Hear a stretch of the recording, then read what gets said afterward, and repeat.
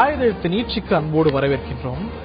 State வங்கியில கடன் வாங்கிய மாணவர்கள், கடன் வாங்கி திருப்ப கட்ட முடியாத மாணவர்கள், முழுமையாக கட்டாத மாணவர்களுக்கெல்லாம் ஒரு கடிதம் வந்திருந்தது. அது அதிர்ச்சியை ஏற்படுத்தியது.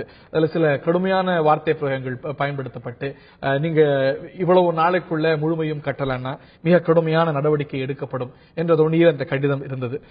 இதனது பின்னணி பல செய்தித்தாள்கள்ல, பல்வேறு ஊடகங்கள்ல செய்தியாக வந்தது. அதாவது இந்த ஒரு ஸ்டேட் வங்கியானது இந்த ஒரு கடனை குறைந்த விலைக்கு தனியார் நிறுவனம் ஒன்றுக்கு கொடுத்து விட்டது. அந்த நிறுவனம் மேற்கொண்ட நடவடிக்கை இது அப்படிங்கிறது இதனது புரிதல். இது பலர் கேள்வி எழுப்பியிருக்கிறார்கள். ஒரு பொதுத்துறை வங்கி இப்படி தனியார் ஒருவருக்கு கொடுத்து, அதுவும் மாணவர்கள் மீது இத்தனை கடுமை காட்டுவதா? இது சரியா? இது எல்லை மீறக்கூடிய செயலா? இது நியாயமான நடவடிக்கையா? உள்ளிட்ட கேள்விகள் எழும்பியிருக்கின்றன. இதனால தமிழகத்தை சேர்ந்த ஒரு 9 லட்சம் மாணவர்கள் கடன் வாங்கியிருக்கிறார்கள். இந்தியாலேயே அதிக மாணவர் கடன் பெற்ற மாணவர்கள்ல தமிழ்நாட்டையும் கேரளாவையும் சேர்ந்த மாணவர்கள் இருக்கிறார்கள். இதுல ஒரு 1875 கோடி வராக்கடனாக இருக்கிறது.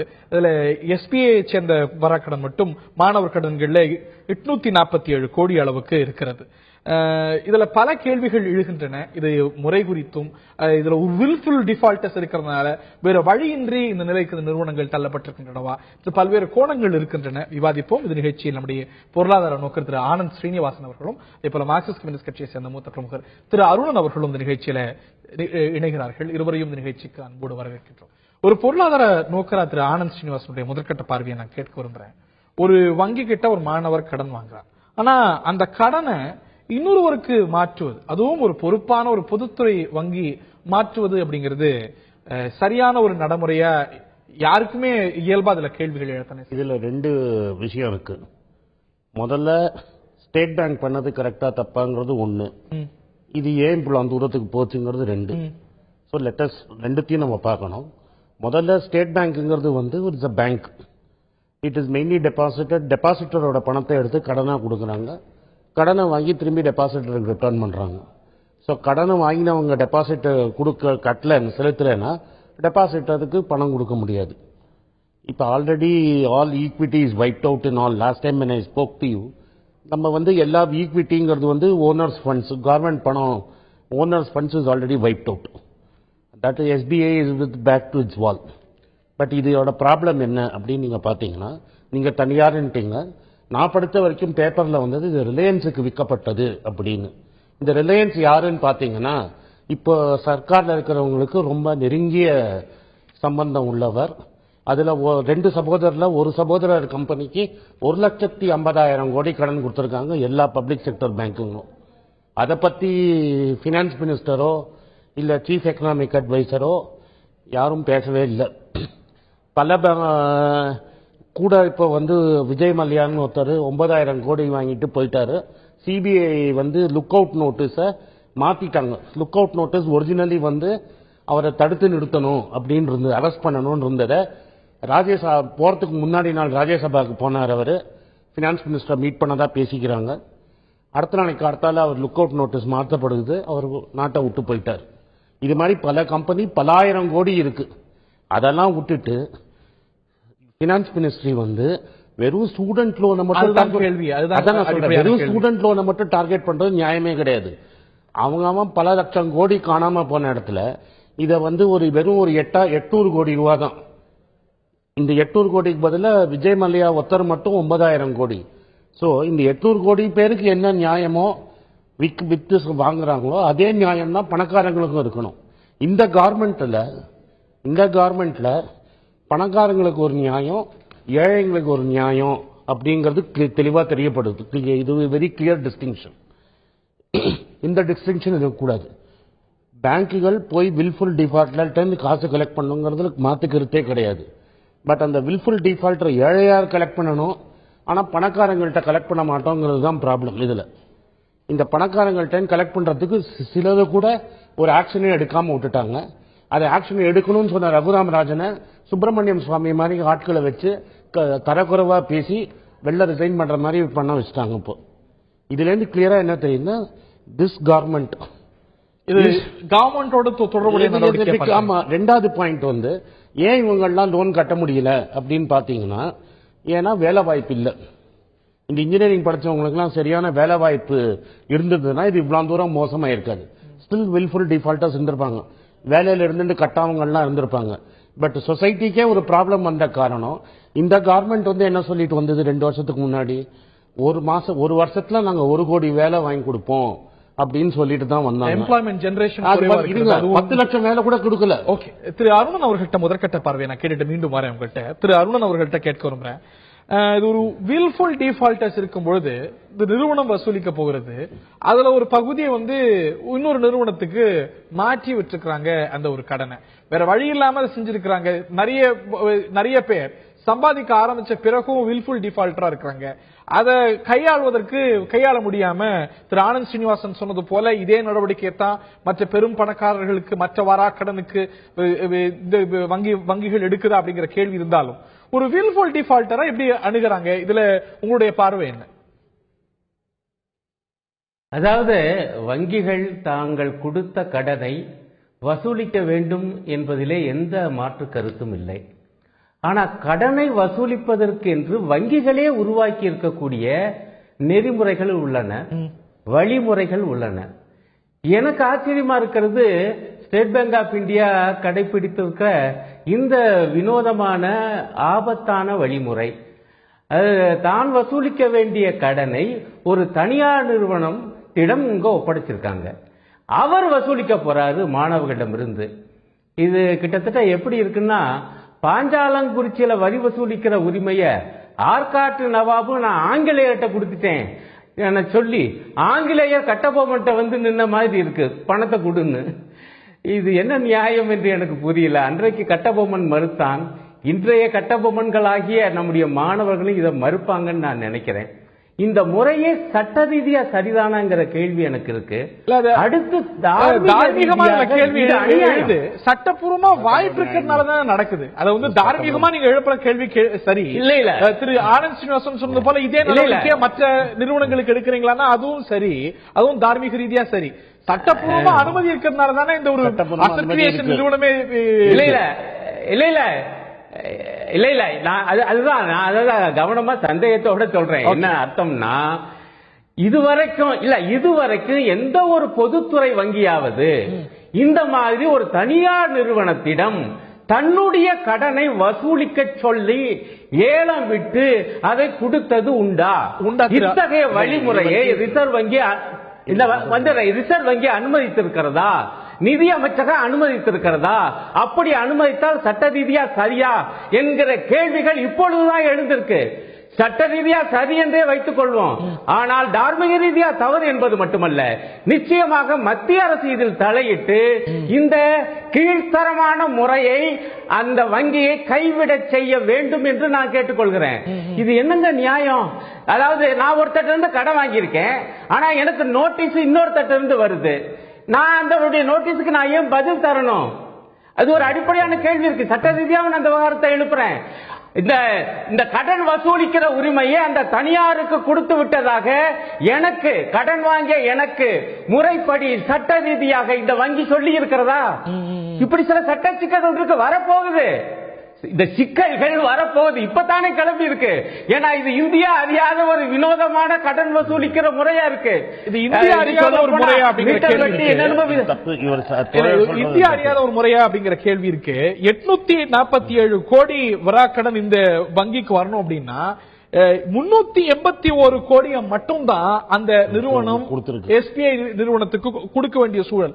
அதுவும் கூட உடனே அல்ல, அதுக்கு 15 ஆண்டு கால கேப் இருக்கிறது. 15 ஆண்டு கால கேப் இருக்கு அப்படின்னா இந்த மாணவர்கள் நன்கு சம்பாதிக்கும் போது அவங்கள்ட்ட வாங்கிடலாமே, நேரடியா வாங்கிடலாமே. ஏன் மாற்றணும்? ஏன் மறை மாற்றணும்? இல்ல இல்ல, தட் இஸ் தி क्वेश्चन. பேச விட மாட்டீங்க. It is system. அவர் முடிச்சிட்டு உங்கள்ட்ட வரேன். இல்ல அதுதான் கேக்குறேன். அதனாலதான் இது வினோதமான முறைங்கிறேன். ஒண்ணு, ஏகப்பட்ட நட்டம் ஸ்டேட் வங்கிக்கு வரப்போகுது, லாபம் அந்த தனியார் நிறுவனத்துக்கு போகுது. இவங்க கொஞ்சம் பொறுமையாக இருந்து மாணவர்கிட்ட வசூலிக்கலாம். ஒண்ணு புரிஞ்சுக்கங்க, யாரா இருந்தாலும் வாங்கிய கடனை திருப்பி தர வேண்டும் என்றுதான் நினைப்பாங்க. நண்பர் ஆனந்த் அவர்கள் மிக சரியாக குறிப்பிட்டது போல இன்றைக்கு ஆயிரக்கணக்கான, குறிப்பாக இன்ஜினியரிங் படிப்புக்கு தான் வாங்குறாங்க. தனியார் கல்வி நிறுவனங்களுக்கு லட்சக்கணக்கான ரூபாயை கட்ட வேண்டி இருக்குது. அந்த இன்ஜினியர்கள் இப்ப நிறைய வந்திருக்காங்க. ஆனா அவங்களுக்கு ஏற்ற வேலை வாய்ப்பு வரல. கல்வி கடனை அவர்கள் எப்பொழுது திருப்பி தருவார்கள் என்றால் உரிய வேலை வாய்ப்பு கிடைத்த பிறகு. இங்க இப்படி ஒரு பள்ளம் மிகப்பெரிய அகழி விழுந்திருக்கு. படித்த ஒரு தேசிய அளவிலான ஒரு அறிக்கை சொல்கிறது, தமிழ்நாட்டில் இந்தியால மிக குறைவான அளவுக்கு 2, 3, 5% அப்படின்னு இருக்கக்கூடிய இன்ஜினியருக்கு தான் வேலை வாய்ப்பு கிடைக்கக்கூடிய சூழ்நிலையே இருக்கிறது. only 5 or 2 or 3% are employable அப்படிங்கிற அறிக்கை இருக்கும்போது அதுக்கான காலவாசமும் சேர்ந்து கொடுக்கணும் இல்லையா? இல்ல, அதாவது அதுதான் பிரச்சனை. இதுல எம்ப்ளாயபிள்ங்கிற வார்த்தையை நான் ஏற்கல. ஏன்னா எம்ப்ளாயபிள்னா அதோடைய அர்த்தம் வேற. இவங்க வேலைக்கு தகுதி உள்ளவங்க தானாங்கிற கேள்வி உள்ளது. நீங்க தான் அவங்களுக்கு பட்டம் கொடுத்துருக்கீங்க. கல்வி முறை எம்ப்ளாய்மெண்ட் கிடைக்குதா? ஆமா, எம்ப்ளாய்மெண்ட் கிடைக்குதா, வேலை கிடைக்குதா, உரிய வேலை கிடைக்குதா என்பதுதான் பிரச்சனை. அந்த வேலை வாய்ப்பை உருவாக்காதது யார் பொறுப்பு? பிரதானமாக மத்திய அரசின் பொறுப்பு, அடுத்து மாநில அரசின் பொறுப்பு. பொதுத்துறை நிறுவனங்கள், பொதுத்துறை வங்கி அப்படின்னாலேயே வில்ஃபுல் டிஃபால்டர்ஸ் ஆக வேலை இருந்தும் கூட பாத்துக்கலாம், அது வேவாயிடும் அப்படிங்கிற மாதிரியான ஒரு எண்ணமும் இருக்கிறது சிலர்கிட்ட, நாட் டு எவ்ரிபடி, சிலர்கிட்ட இருக்கிறது. அப்படி சில பேர் இருந்தா நீங்க அவங்களுக்கும் சட்ட ரீதியாக முறைப்படி தான் வசூல் பண்ணணும். அது வசூல் பண்ணுங்க, அவங்ககிட்ட நீங்க கராரா இருங்க, நாங்க வேணாம்னு சொல்லல. ஆனால் அப்படி ஒரு சிலரை வைத்துக் கொண்டு இந்த லட்சக்கணக்கான மாணவர்களிடம் இந்த ஒரு கீழ்த்தரமான 3ஆம் தரமான முறையை கடைபிடிப்பது என்ன நியாயம் என்றுதான் ஆனந்த் அவர்கள்ட்ட கேட்கிறோம். ஒரு முக்கியமான கேள்வி எழுப்பியிருக்கிறாரு. சட்டத்தில் அதுக்கு வாய்ப்பு இருக்கா? முன்பு இது போன்ற விவாதங்கள் அதிகமா எழல. கடன் ஒரு நிறுவனத்துக்கிட்ட நீங்க யார் வித்தாங்க, எந்த நிறுவனம், எந்த அரசுங்கிற தாண்டி is it legally? It is legal. ஏன்னா இப்ப இதுல private banks have already sold their retail portfolio. இதுக்கு முன்னுதாரணங்கள் நிறைய இருக்கு. இப்ப சார் சொல்ற மாதிரி இது வரைக்கும் போன அரசு இருந்த வரைக்கும், மன்மோகன் சிங் அரசு இருந்த வரைக்கும் பொது நிறுவனம் public sector banks retail portfolio விக்கல. அவங்க இண்டஸ்ட்ரியல் போர்ட்ஃபோலியோவை தான் அசெட் ரீகன்ஸ்ட்ரக்ஷன் கம்பெனி. போன இருந்த government was taking a more lenient view of the retail loans. இது ஒரு ரீட்டைல் லோன்ல கேட்டகரியில வருது. இது மாதிரி retail loans they were taking a very lenient view. But one of the இதுக்கு காரணம் என்னன்னா, இப்ப யூனியன்ஸ் எல்லாம் புது ஆட்களை ரெக்ரூட் பண்றதுல ரொம்ப படுத்துறாங்க. முன்ன மாதிரி பென்ஷன் கொடுத்து பிக்சட் ஹவர்ஸ்ல வேலை செய்ய, அவங்க டேர்ம்ஸ்ல வேலை பண்ற மாதிரி பொது நிறுவனத்தை ஆளெல்லாம் எடுக்க முடியாது. ஆல்ரெடி பிரான்ச்ல 20 பேர் இருந்த பிரான்ச்ல இன்னைக்கு 2 பேர் 3 பேர் தான் இருக்காங்க. ஏன்னா competition has moved up so much.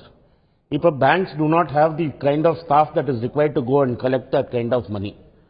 So அவங்கள்ட்ட ஒரு ஸ்டாஃப் ஷார்டேஜ் இருக்கு. ஸ்டாஃப் எம்ப்ளாய் பண்ற அளவுக்கு அவங்களுக்கு ப்ராஃபிட்டபிலிட்டியும் கிடையாது. ஏன்னா ப்ராஃபிட்டபிலிட்டிலாம் பெரிய நிறுவனங்கள்ல கொடுத்த லோன்ல அடிபட்டு போயிடுச்சு. ஆனா இதுல நீங்க கரெக்டா பாயிண்ட் அவுட் பண்ண மாதிரி 850 கோடி ரூபாய் போர்ட்போலியோவை 350 கோடி ரூபாய்க்கு ஒரு பீரியட் ஆஃப் 15 யூனியன் பற்றி சொன்னதுல திரு அருணனுக்கு கடுமையான மாற்று தோழர் ஒத்துக்கிறாரா இல்லையாங்கிறது நான் முடிக்கிறேன். இந்த யூனியன்லாம் ஒழுங்கா வேலை பண்ணியிருந்தா இவ்வளவு தூரம் மோசமாவே ஆயிருக்காது. யூனியன் வேலை செஞ்சிருந்ததுன்னா private sector banks wouldn't have gained so much share. எல்ஐசில அது மட்டுமே காரணம். யூனியன் ஆர்டர்ல புது ஆர்டர்ல உள்ள பிஎஸ்என்எல் கறி பாருங்க. சோமி ஒன் பப்ளிக் செக்டர், நான் திரும்பி சொல்றதுதான், சோமி one public sector company which is facing competition against ஒழுங்கா வேலை செய்யற ஒரு பப்ளிக் செக்டர் நவரத்னா நிறுவனம் எவ்வளவு என்ன சொல்லுங்க? பிஹெச்எல் லாஸ் என்ன நவரத்னா நீங்க சொல்லுங்க? வண்டி பெட்ரோலியம் கம்பெனி இன்னும் காம்படிஷன் கிடையாது, அவங்க வேலை செஞ்சுட்டு இருக்காங்க. அங்கேயும் சப்சிடி எல்லாருக்கும் திறந்து விட்டீங்கன்னா ஹெச்பிசிஎல் அண்ட் இந்தியன் ஆயில் எல்லாம் போயிடும். காம்படிஷன் ஃபேஸ் பண்ற எந்த நவரத்னா ஒழுங்கா வேலை செய்யுது? கவர்மெண்ட்டும் யூனியனும் 2 பேரும் ஒன்னொன்னும் கூட்டு. யூனியன் அவங்களுக்கு காரணம் யூனியன் அப்படின்னு நம்ம சொல்லுவோம். ஆமா, யூனியன் ஒழுங்கா பின்ன என்ன? யூனியனோட பாலிசி என்ன? யூனியனோட பாலிசி நாங்க கரெக்டா வேலைக்கு வருவோம், கரெக்டா வேலை செய்வோம், நாங்க எந்த ரெஸ்பான்சிபிலிட்டியும் எடுத்துக்க மாட்டோம், நாங்க கடன் கொடுக்க. மத்த நிறுவனம் செய்யல. இந்த வங்கியில தான் அந்த பிரச்சனையா? இந்த வங்கில எல்லா வங்கிக்கும் விற்பாங்க. இப்போ இது State Bank is the largest. பின்னாடி whatever State Bank does today, the rest of the public sector banks are going to follow. இப்போ எந்த யூனியன் கோஆபரேட் பண்ணி ஸ்டேக் ஹோல்டரை 51 26% குறைச்சு if they allow infusion of more money, this problem can be handled in a different way. திரு அருணனோட பார்வை நான் கேட்டுட்ட மீண்டும் உங்கள்கிட்ட வர இன்னொரு கேள்வி இருக்குது. திரு அருணன் இதுல உங்களுக்கு மாற்று கருத்து இருக்கிறது சொல்ல முனைந்தீங்க கருத்து. இல்ல ஆமா ரெண்டு விஷயங்கள்ல நான் குறிப்பிட. ஒண்ணு பாருங்க, நண்பர் ஆனந்தே ஒப்புக்கொண்டாரு, இதுவரைக்கும் ரீட்டைல் லோனுக்கு இந்த மாதிரி வங்கி இன்னொரு தத்தை ஒப்படைச்சு அவரை வசூல் பண்ண செய்ததில்லை என்று அவரே ஒப்புக்கொண்டார். அதுதான் ரொம்ப ஆச்சரியமா இருக்கு. சும்மா கொடுக்கப்பட்ட 1 லட்சம் 2 லட்சம் ரூபாய் கடனை வசூல் பண்ணுவதற்காக, அதுவும் மாணவர்களிடமிருந்து வசூல் பண்ணுவதற்காக இன்னொரு ஒரு பெரிய ஒரு தனியார் நிறுவனம் ஒப்படைச்சிருக்காங்க. அந்த தனியார் நிறுவனமே பல்லாயிரம் கோடி ரூபாயை கடனை அடைக்காம இருக்கு என்று பத்திரிகையில செய்தி வருது. இது அதை விட வினோதம்.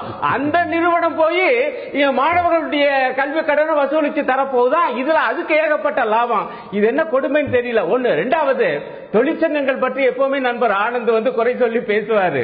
நான் அவருக்கு தயவு செய்து நினைவுபடுத்த கடமைப்பட்டிருக்கேன். இந்த வங்கிகளில் இந்த வாரா கடன், அதில் யார் மிகப்பெரிய அளவுக்கு கடன் வாங்கி கட்டாமல் இருக்கிறார்கள் என்பதை உடனடியாக வெளியிட வேண்டும் என சொன்னது தொழிற்சங்கம் தான், தொழிற்சங்க தலைமை தான். ஆனால் இந்த வங்கிகள் தான்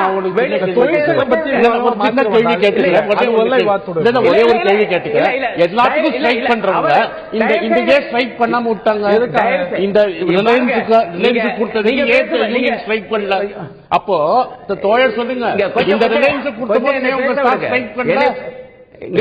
கொடுத்தும் போது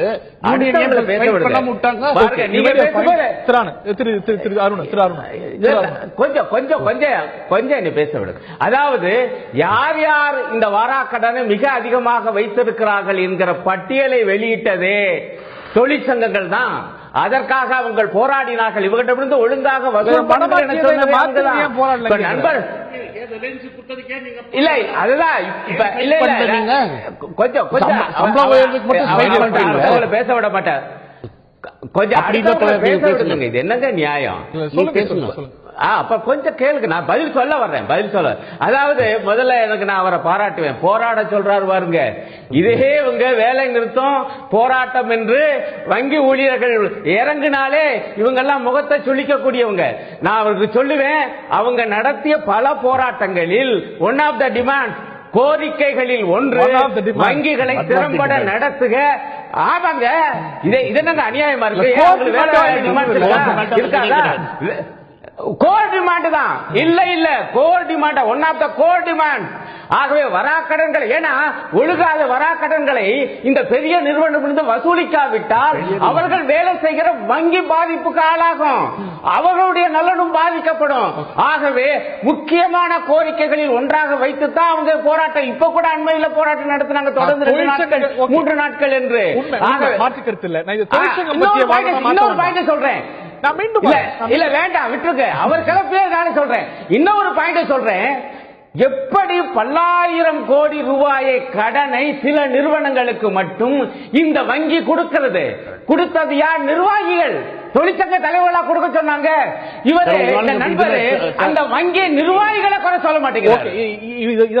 நிர்வாகிகளை குறை சொல்லாம தொழிற்சங்க தலைவர்களை குறை சொல்வது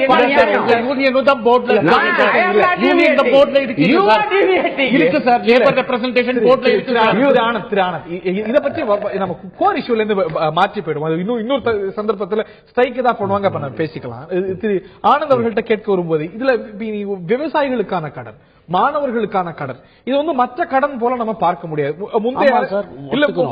முந்தைய அரசுல இது போன்ற ஒரு கடன் வந்த போது, திரு ப. சிதம்பரம் இருந்த போது ஒரு மொரட்டோரியம் பீரியட் கொடுத்து 2013 வரைக்கும் அதற்கான லயபிலிட்டியை அரசு எடுத்துக்கும் அப்படின்னு. அது ஒரு பக்கம் இருக்கும்போது இந்த மாணவர்களுக்கான கடனை அப்படியே மாற்றி விடுவது அப்படிங்கிறது கம்ப்ளீட்லி டைமெட்ரிக் ஆப்போசிட் அப்ரோச் இல்லையா? நான் கரெக்டா தான் சொல்றேன். நான் என் மாற்றம் என்னைக்குமே கிடையாது. 2 வருஷமா நான் டெலிவிஷனுக்கு வரேன், 2 வருஷமா நான் இதே தான் சொல்றேன். நீங்க மாத்தி பேசுறீங்க. நானே சொல்ல வந்து என்னன்னா, இந்த கவர்மெண்டால ஒரு நல்லதும் நடக்காதுங்கிறதா என்னோட ஃபர்ஸ்ட்ல இருந்து என்னோட ஃபீலிங். எல்லா விதத்திலையும் அவங்களால நல்ல திறமசாலியான ஆளுங்களை இந்த கவர்மெண்ட் வங்கி எடுத்த முடிவுக்கு நேரடியாக அவங்க தானே சார் அப்பாயிண்ட் பண்றாங்க. யார் சேர்மன்? இப்ப ரிசர்வ் பேங்க்ல 25 வருஷத்துல ரிசர்வ் பேங்க்ல ஆல் கவர்னர்ஸ் எடுக்கக்கூடிய முடிவுக்கு ஒரு அட்டானமஸ் அமைப்பா எடுக்கக்கூடிய முடிவுக்கு பிரதமர் பதில் சொல்ல முடியுமா? பிரதமர் நான் சொல்லல, நீங்க பிரதமர் கொண்டாங்க. அரசு அப்படிங்கும்போது பேங்கிங் செக்ரட்டரி வினோத் ராய் தான் சார் சொல்லணும். வினோத் ராய் ஹஸ் பீன் வினோத் ராய்னு ஒருத்தரை போன ஆட்சியை பத்தி பொய்யா குற்றம் சொன்ன வினோத் ராய எல்லா பேங்க்கும் ஹெட்டா போட்டப்பறம் தான் இந்த முடிவு எடுக்கப்பட்டிருக்குது. பேங்கிங் பியூரோன்னு ஒன்னு கிரியேட் பண்ணி வினோத் ராய போட்டப்புறம் தான் இந்த கவர்மெண்டோட நண்பர்களுக்கு இந்த லோனை பாதி வித்திருக்கிறது. இது வினோத் ராய் வரதுக்கு முன்னாடி இந்த முடிவு எடுக்கல. வினோத் ராய் வந்தப்புறம் தான் இந்த முடிவு எடுக்கப்பட்டிருக்கு.